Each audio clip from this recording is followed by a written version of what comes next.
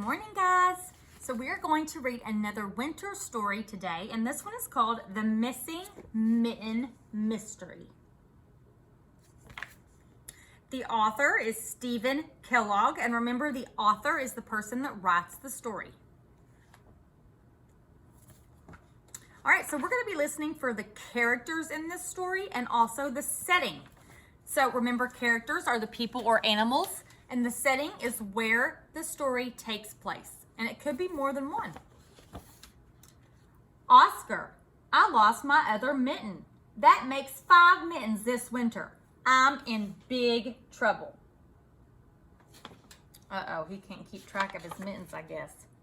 Let's search every place we played today. We'll start at the hill where we rode on Ralph's sled. Here's Ralph's boot, but there's no mitten. I'll look around the castles we built with Ralph and Herbie and Ruth. That was fun.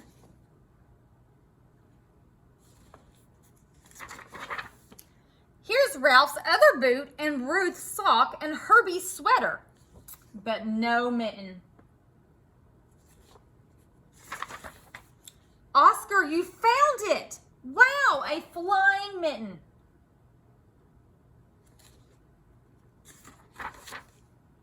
Oh, it's only a little bird. I wonder if he stole my mitten to make a snuggly nest. No, he's too small to carry off a mitten, but an eagle could do it.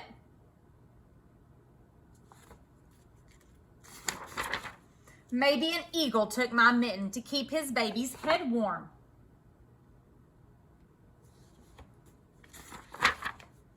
Do you think my mitten got tired of being a mitten? Maybe it just slipped off my hand and hopped away. There are no mitten tracks, but here are some mouse tracks heading toward the woodpile. Could that mouse be using my mitten for a sleeping bag? I don't know about that. Or maybe he'll wear it next Halloween and be a mitten mummy. Let's go see if I dropped my mitten while we were making the snowman to surprise Miss Seltzer. I haven't seen your mitten, Annie, but why don't you look in the garden where you were making snow angels?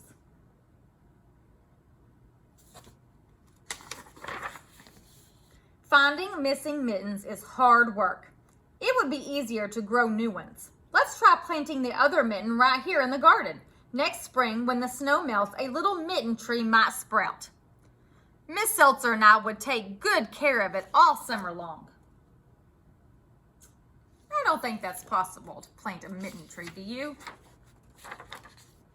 In the fall, we pick the ripe mittens.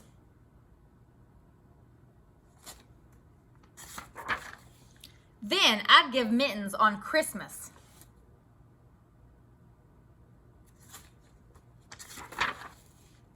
And mittens on birthdays and mittens on Valentine's Day.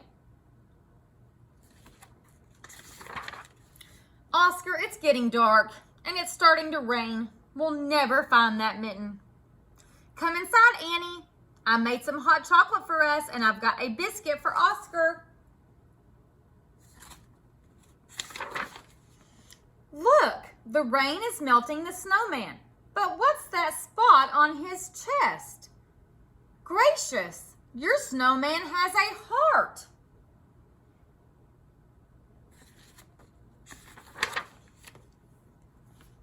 My mitten is the heart of the snowman. It must have got buried in there. All right, so some characters in this story. Well, we had Oscar, who was the dog, and who else? What was the name of that little girl? Annie.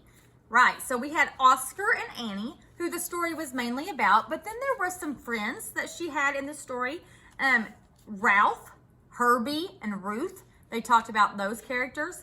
Even though they didn't have a big part, they were still characters. Now, the setting of this story. Where did this story happen at? Did it happen inside of a house, at a grocery store, at the zoo?